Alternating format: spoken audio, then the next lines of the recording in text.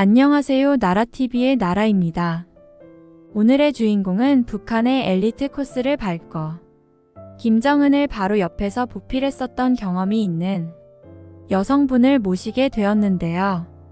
한풀이를 하고 싶다며 찾아오셨습니다. 바로 자기소개 부탁드립니다. 안녕하세요. 저는 북한 평양에서 태어나 한국에서 열심히 공부하며 일하고 있는 탈북민 이미애라고 합니다. 오늘의 사연으로 인해 제 한이 풀리길 바라며 조심스럽지만 모든 것을 폭로하려고 나왔습니다. 저는 북한 김일성 종합대학 출신입니다. 흔히 북한의 대표적인 엘리트 코스였지요. 하지만 이런 엘리트 코스를 밟은 저는 딱히 열정 없는 성격의 부모님이 하라는 대로 살아왔던 터라 무언가가 되겠다는 꿈조차도 없었습니다. 다행히도 운 좋게 머리라도 좋아서 이 대학에 들어와 부모님에게 기쁨을 남겨줄 수 있었죠. 하지만 이런 좋은 대학을 다니는 와중에도 다른 애들과 달리 저는 무엇을 하고 싶은지에 대한 답이 나오질 않았습니다. 저는 그저 꿈이 없이 하루하루 죽어가고 있었다고 봐야겠죠. 그리고 모두가 하는 그런 연애에도 딱히 관심이 없었습니다. 그렇기에 결혼에도 관심이 없었죠. 아무리 남자들 소개를 받거나 해도 흥미가 생기지 않더군요. 그렇게 시간은 야속하게 흐른 뒤 졸업할 나이가 되었었어요. 그 나이가 되니까 부모님은 저를 한시도 가만히 냅두질 않았어요. 엄청나게 닥달하기 시작했죠. 대체 무엇을 먹고 살 건지 걱정이 된다면서 다그치셨지만 저는 아무런 대답도 할 수 없었습니다. 하지만 아무런 의욕이 없는 제게도 기회는 찾아오더군요. 이런 저의 성격을 유심히 지켜보고 잘 챙겨준 한 남자 선배가 저에게 일해보지 않겠냐며 제안을 한 것입니다. 우리 대학의 명성이 있지 아무것도 안 하고 살 수는 없지 않겠냐며 도와주겠다고 했지요. 그 선배도 대학에서 유명한 엘리트였는데요. 그 선배는 졸업 후에 바로 김정은을 보좌하는 경호원으로 들어가 학생 동지들 사이에서 난리가 났었지요. 특급 엘리트라면서요. 그 선배가 하는 일은 김정은이 비밀별장을 자주 가는데 갈 때마다 그곳을 경호하는 역할을 했었다고 합니다. 저보고는 그 비밀별장에서 일할 생각이 없냐고 물어보더군요. 저는 사실 너무 당황했었죠. 제가 그곳에서 할 일이 뭐가 있겠어요? 제 표정을 본 선배는 머쓱해하며 기분 나쁘게 듣지는 말라면서 김정은의 비밀별장 가사 도우미 같은 것이라며 안심시키시는데 그럼 그런 가사 도우미는 일반 주민을 시키면 되지. 좋은 대학에 나온 제가 굳이 할 필요는 없지 않습니까? 그런 의문점을 가진 저에게는 선배가 요즘 김정은 수령이 엄청나게 보안에 예민해서 믿을 수 있는 사람만 모아서 출입할 수 있게 보안을 철저히 유지한다고 하는 겁니다. 그렇기에 그냥 가정부라도 출신 성분이 확실해야 하며 대학을 기본으로 졸업해야 들어갈 수 있었죠. 저는 고민이 너무 됐지만 부모님은 그런 거라도 하라며 좋은 기회를 버리기엔 제가 부모에게 버려질까봐 많은 고민 끝에 짐을 싸서 선배와 함께 그곳으로 가게 되었습니다. 하지만 제 걱정과는 다르게 김정은을 자주 보지 못했었고 일도 수월했기에 나름 괜찮았었죠. 김정은이 매일 오지는 않지만 자주 오는 시기가 있는데 그때만 좀 힘들었었습니다. 어떤 날은 김정은이 온다길래 김정은을 처음 보기 전 저는 너무 떨리고 긴장을 했었죠. 누구나 다 아는 무서운 사람이라는 이미지에 덜덜 떨었습니다. 그의 말 한마디면 사람들이 복종하듯이 한 마음으로 다 같이 움직이니까요. 그렇게 김정은이 도착했는데 기쁨조들도 다 같이 온 겁니다. 저는 개인적으로 기쁨조라는 단체를 북한에서는 우상화로 선전하지만 정말 싫었거든요. 얼굴 믿고 고고하게 구는 처지면서 북한의 최고 대학을 나온 내가 왜 이 사람들 뒤를 정리해줘야 되나 싶었죠. 마음속으로 분노를 억누르며 생각했죠. 제 신념과 자존심이 점점 커지자 그만큼 불만도 많이 생겨났습니다. 이런 불만을 품은 저의 표정과 행동에서 기쁨조도 느꼈는지 서로 의식하며 기싸움을 했었죠. 마주치면 어깨를 치고 가는 건 기본이며 자신들 스스로를 신격화시켜서 너와는 급이 다르다는 태도를 종종 보여주고는 했지요. 그들의 자만심에 불쾌함을 느꼈지만 애써 참아가며 일을 했었습니다. 하지만 그런 태도에 저도 세뇌를 당한 건지 어느 날부터는 기쁨조니까 저렇게 우대받고 살 수 있는 건가 싶어서 깊은 자괴감을 느끼기도 했었죠. 그들의 태도는 큰 스트레스와 불쾌감을 안겼습니다. 또 도우미이기에 그들이 주문하는 것은 제가 다 도맡아서 해드려야 했지요. 그리고 정말 스트레스 받았던 것은 그가 쓴 방을 정리한다는 점이었습니다. 어떻게 보면 그의 사생활을 직접 제 눈으로 보고 직접 만지며 치워야 한다는 것인데 그것만으로도 힘들더라고요. 보통 그들이 밤에 파티를 많이 하는데 한숨도 자지 않고 파티를 즐깁니다. 한바탕 하고 나면 태풍이 지나간 것 마냥 방은 난리가 나 있었죠. 온갖 종류의 도구들과 태어나서 처음 보는 불쾌한 찌꺼기들이 사방팔방 널려 있었어요. 그 광경을 처음 봤었을 때는 토를 했었고요. 너무 충격적이었습니다. 이게 우리나라의 수령님인가 싶어서요.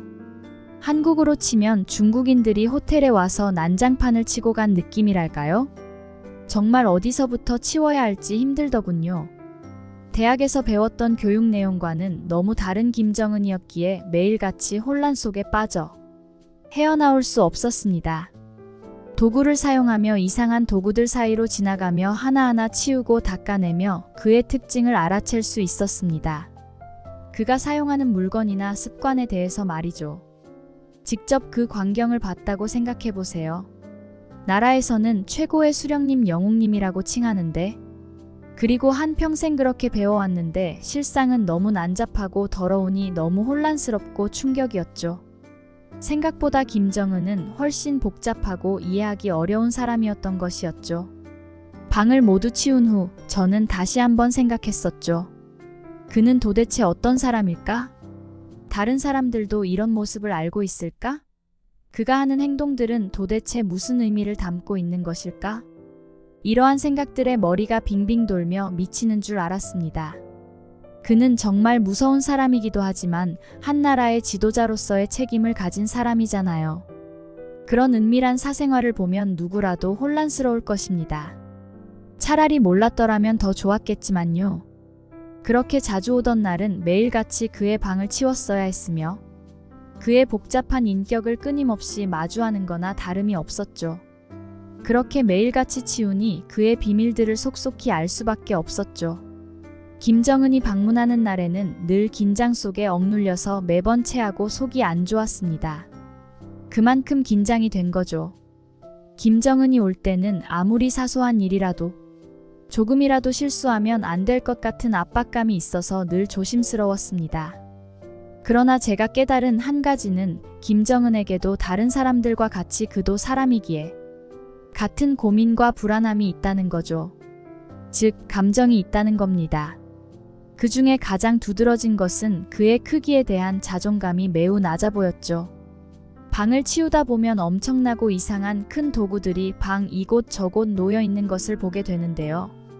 처음 봤을 때는 찝찝하게 끈적거리고 지저분하고 이상하게 생기기도 했고, 왜 이렇게 또 무식하게 큰 건지 의문이었습니다. 크고 무거운 여러 물건들을 옮길 때마다 이걸 어떻게 여기까지 가져왔을까? 이걸 어떻게 사용하는 것일까? 이런 생각들로 머리가 복잡했었죠. 방 안에 있는 그 물건들은 그가 자신의 크기를 보상하려는 것처럼 보였습니다. 김정은과 함께 밤을 보낸 기쁨조들의 표정은 늘 썩 좋지 않았지요. 알만한 사람들은 알 겁니다. 기쁨조의 얼굴은 이중적이라고요. 밝아 보이지만 얼굴에 그늘이 있는 사람들이라는 걸요. 그들이 방을 오갈 때마다 그들의 표정은 불안해 보였으며 다소 피곤한 모습이었습니다. 당연히 그럴만하다고 생각해요. 어떻게 보면 불쌍해 보였죠. 남자에게 별 관심이 없는 저도 그런 상황은 이해할 수 있더군요. 저는 김정은 및 외부인과 대화를 나눌 수 없게 되어 있습니다.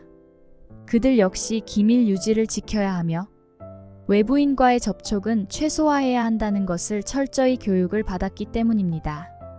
기쁨조들 중에서도 특히 김정은의 관심을 받은 사람들은 비밀 별장에 초청되어 더 오래 머무를 수 있는 기회를 얻게 되지요. 김정은의 간택을 받은 사람들은 다음 방문 때까지 한 달 이상 별장에 남아있는 경우도 있었습니다. 반면에 선택받지 못한 사람들은 바로 기쁨조 숙소로 돌아가게 되었습니다. 그런 상황을 지켜보면서 저는 김일성 대학을 졸업한 수재로서 제 명성이 더럽혀지는 것 같았죠. 하지만 그녀들의 방을 치우면서 예상치 못한 것들을 발견하게 되었었죠. 그들이 남긴 메모나 짧은 일기들을 통해 그들 역시 자신의 역할과 위치에 환멸나는 사람도 있었고, 그만큼 복잡한 생각을 가진 사람들도 많더군요. 그녀들은 각자의 어머니께 편지를 쓰고 있었습니다. 보내지도 못할 편지들을 말이죠. 어마이가 보고 싶다는 둥, 이곳은 너무 좋지만 그래도 어릴 적 어미 품이 더 그립다는 둥. 사실은 힘들기도 해서 어마이가 더 생각이 난다는 식으로 적혀 있더군요. 그들도 여기서 일하면서 가면을 쓰고 일하는 것이나 다름이 없었죠. 그렇게 안 좋게 보기도 했었지만 같은 여자로서 너무 안타깝고 동정심도 생기더군요. 그들 또한 어찌됐든 저와 같이 살아남기 위해서 노력하고 있었던 것이니까요. 그들의 삶은 정말 화려해 보이지만 그 이면에는 많은 고뇌와 고민이 숨어 있다는 것을 깨닫게 되었습니다. 이 별장에 온 이상 여기서의 생활은 김정은의 기쁨을 위한 것이 아니라 그들 각자 나름대로의 이유와 목표를 가지고 있다는 것을 알게 되었습니다. 저는 그들의 흔적을 정리하면서 그들이 이곳에서 겪는 모든 것을 조금씩 이해할 수밖에 없었죠. 비밀 별장이라는 이름 아래에 숨겨진 많은 이야기들과 감정들이 있다는 것을 알게 되면서 제 자신도 이곳에서의 역할과 책임에 대해 거듭 생각할 수밖에 없었습니다. 김정은이 되돌아오던 밤 별장의 분위기는 묘하게 달랐습니다. 평소와는 다른 긴장감이 맴돌았고 기쁨조들 또한 다들 표정이 안 좋아 보였죠. 그날 밤 김정은은 기분이 몹시 언짢은 듯 보였습니다. 그는 기쁨조들을 데리고 방으로 들어간 지 얼마 지나지 않아 얼굴이 시뻘개져서는 씩씩대며 나오는 겁니다. 저는 직감했죠. 방에서 무슨 큰일이 발생했구나 하고요. 얼마 후 그중 한 명의 기쁨조가 사라졌다는 소식을 들었습니다. 아무도 말은 안 했지만 모두가 알고 있었죠. 그녀는 아마 다시는 돌아오지 못할 것이라고요. 그녀의 운명을 생각하니 가슴이 무너질 것 같더군요. 다음 날 아침 저는 남은 기쁨조들의 뒤를 치워줘야 했지요. 별장에는 기쁨조들이 단체로 씻는 큰 욕실이 있었는데 평상시에는 그저 깨끗하게 정리정돈만 하면 됐었거든요. 그러나 그날은 유독 달랐습니다. 욕실 문을 열자마자 코를 찌르는 쾌쾌한 냄새가 온 사방에 퍼져 있었죠. 그 냄새는 마치 오징어가 썩은 냄새 같기도 했었어요. 저는 숨을 쉴 수 없을 정도로 역한 냄새에 휴지를 돌돌 말아 코에 넣고 청소를 시작했어요. 충격적인 냄새를 빨리 없애고자 바닥을 닦으려고 보는데 잔뜩 널려있는 고불거리는 털들이 눈에 들어왔습니다. 무슨 털갈이 하는 동물 마냥 많더라고요. 어쩌겠어요. 재빠르게 치우고 있었죠. 그러던 와중에 갑자기 기쁨조 중 한 명이 욕실로 들어오더군요. 그녀는 물건을 놓고 온 것인지 무엇을 찾고 있더군요. 그 순간 저는 그만 재채기를 하고 말았습니다. 코에 꽂아 넣었던 휴지는 땅에 떨어졌죠. 그걸 본 기쁨조가 수치스러웠는지 얼굴이 빨개졌더군요. 순간 미안한 마음이 들어서 무심코 그녀의 손을 잡고 말았습니다. 그게 절대 아니라 내가 미안하다우. 라며 당황하듯이 말하자 그녀는 얼굴이 더 빨개졌고 눈물을 머금은 채로 저를 바라봤지요. 그러고서는 분노에 찬 듯이 말했습니다. 여기 애들이 너처럼 고상하고 싶어서 그런 줄 알아? 라는 말을 듣고 저는 순간 심장이 쿵했습니다. 저는 아무 말도 못한 채 그녀의 말을 들을 수밖에 없었죠. 얘네들 다 다쳤어, 그 부분이. 그래서 어쩔 수 없이 냄새가 나는 거야. 동무 우리가 더럽고 그러나? 그리 싸 보이나? 부모 잘 만나서 좋은 일 하는 주제에. 라며 떨면서 말하더군요. 그들은 울분을 토하며 자신들이 그동안 겪었던 고통과 차별에 대한 하소연을 하였죠. 저는 그녀의 말을 듣고 사정을 알게 되자 제 스스로가 평소에 그들을 어떻게 대했는지, 또 그들을 얼마나 무시했었는지 사무치게 반성하게 되었죠. 그의 말 한마디 한마디가 너무나 큰 충격이었고 제 자신이 그들에게 어떤 모습이었을지 되돌아보게 만들었습니다. 이 모든 것이 제게 많은 것을 깨우쳐 주었고, 저는 그들을 이해하고 존중하는 마음을 가짐으로써 그들의 고통을 조금이라도 덜어주고 싶었습니다. 그 말을 끝으로 그녀는 욕실 밖으로 뛰쳐나갔죠. 그녀가 떠난 후 저는 한동안 그 자리에 멍하니 서 있었습니다. 그녀의 말이 머릿속에서 떠나지 않았습니다. 그들이 겪었을 고통과 수치심, 그리고 그 모든 것을 감내해야 했던 이유를 생각하니 마음이 아프고 너무 속상하더군요. 그들의 상황을 이해하지 못한 채 저는 그저 스스로를 치켜세우고 자기 연민에 빠져 헤어나오지 못하고 있었던 것입니다. 저는 울컥 차오르는 눈물을 닦고 청소를 다시 하기 시작했습니다. 이번에는 조금 더 조심스럽게, 그리고 그들의 고통을 조금이나마 덜어주고 싶은 마음으로 꼼꼼하게 했지요. 그날 이후로 저는 그들을 대하는 태도를 바꾸기로 마음을 먹게 됐습니다. 그들은 단순히 권력자의 도구가 아닌 자신만의 생각과 가치관을 가지고 있는 사람이라는 것을 깨달을 수 있었기 때문입니다. 그 후 저는 선배를 만나 자세한 이야기를 듣게 되었습니다. 선배는 저를 보자마자 피곤한 기색이 잔뜩 보이는 얼굴로 저에게 인사를 건넸습니다. 청소하느라 힘들지? 소식 들었다우. 기쁨조 아이랑 너랑 뭔 일 있었다며? 선배의 말에 저는 놀라서 해명을 했습니다. 욕실에서 있었던 일을 설명해주자 선배도 이해한다는 듯이 고개를 끄덕이면서 위로해주더군요. 나도 다 안다. 기쁨조가 얼마나 힘든 애들인데 그 상황이라면 누구나 놀랄 거야. 그런데 그 뒤로 선배는 더 무거운 표정으로 설명을 하기 시작했습니다. 사실 김정은 수령이 민달팽이를 정말 좋아해서 걔네는 털도 없이 다 뽑아야 해. 선배의 말에 저는 너무나 큰 충격을 받았습니다. 그들은 김정은의 취향 때문에 하나부터 열까지 맞추는 건 알았지만 그런 부분까지 해야 한다는 사실이 믿기지 않았죠. 그래서 욕실에 털들이 그렇게 많았구나. 전혀 몰랐어요. 그런 이유인지는. 그들이 그런 고통을 겪고 있었다니요. 심지어 그들은 코털까지 뽑는다고 합니다. 이유는 자세히 모르지만 그렇기에 기쁨조 동무들은 면역력이 약해서 몸도 허약하다고 하더군요. 선배는 저를 안쓰럽게 바라보며 말을 이어갔습니다. 맞아. 그들은 우리처럼 선택의 여지가 없는 사람들이야. 그저 명령 하나로 살아가는 사람들이지. 물론 우리도 마찬가지이지만 저는 선배의 말을 듣고 나서 마음이 너무 무거워졌습니다.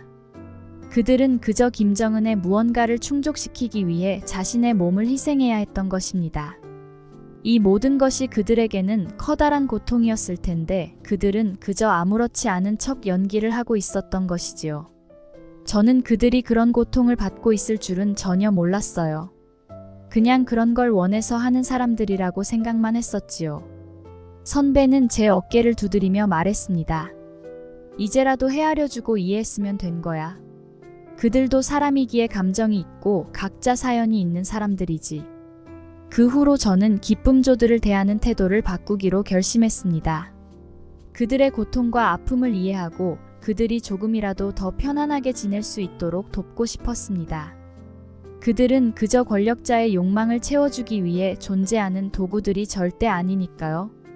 그들도 나와 같은 인간이고 또 그들만의 삶이 있으니까요.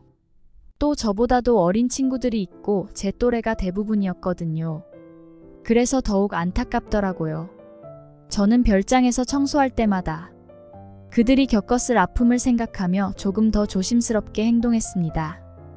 그들의 삶에 조금이라도 더 도움이 되고 희망이 조금이라도 보이길 바라며 그들의 고충과 고통을 덜어줄 수 있는 사람이 되고 싶었죠. 그렇게 해서 저는 그들의 고통을 조금이나마 덜어줄 수 있는 사람이 되기로 결심했습니다. 그렇게 김정은의 비밀 별장에서의 생활은 단순한 청소부로서의 시간이 아니라 다양한 사람들의 삶과 고통을 이해하고 공감하는 시간이 되었었지요. 비밀 별장 이후 저는 깊은 혼란에 빠졌습니다.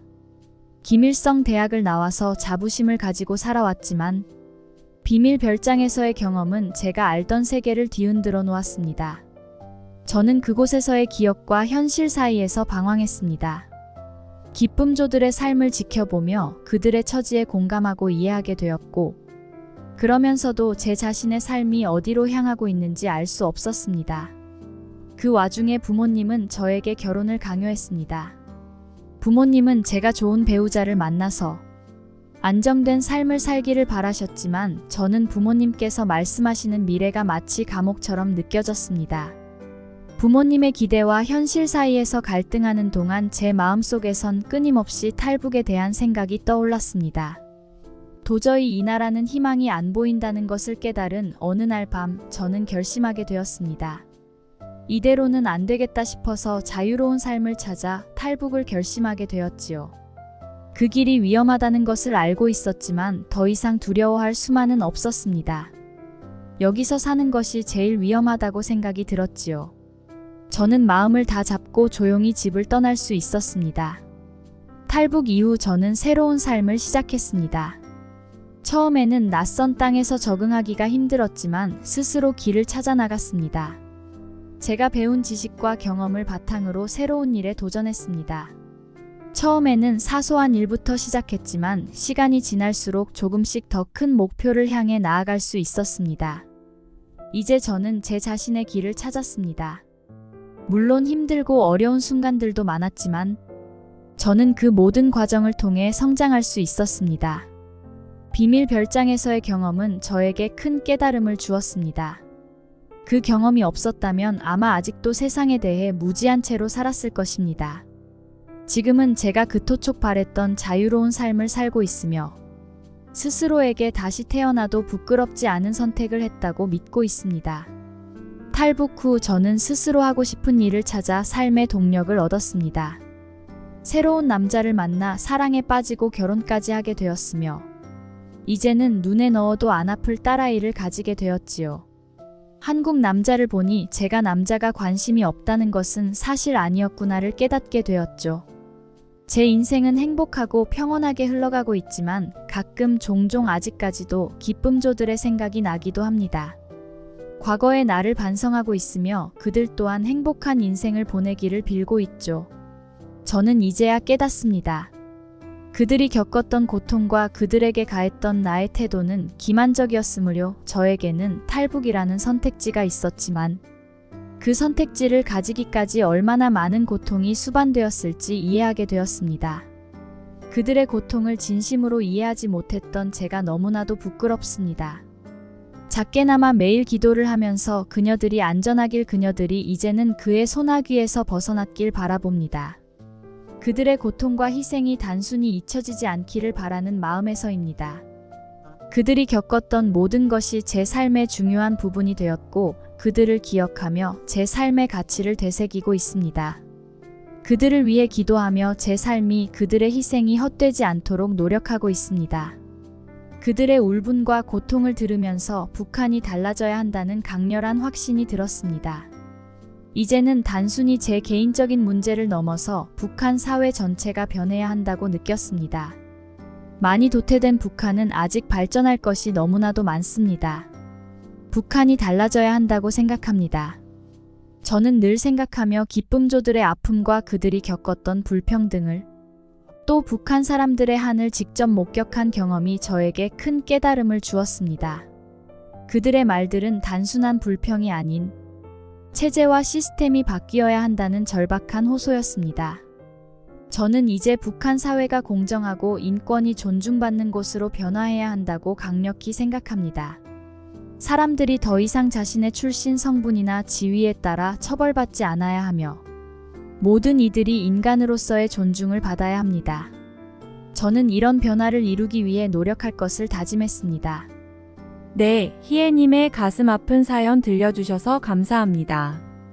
기쁨조 문제는 모든 사람들이 알 만큼 실체가 너무나 심각하죠. 옛날부터 현재 지금까지도 발전이 없는 기쁨조 분들에게 작은 위로를 보냅니다. 같은 여자로서 너무 마음이 아플 수밖에 없는 이 현실이 빨리 바뀌었으면 좋겠습니다. 이상 나라TV의 나라였습니다. 감사합니다.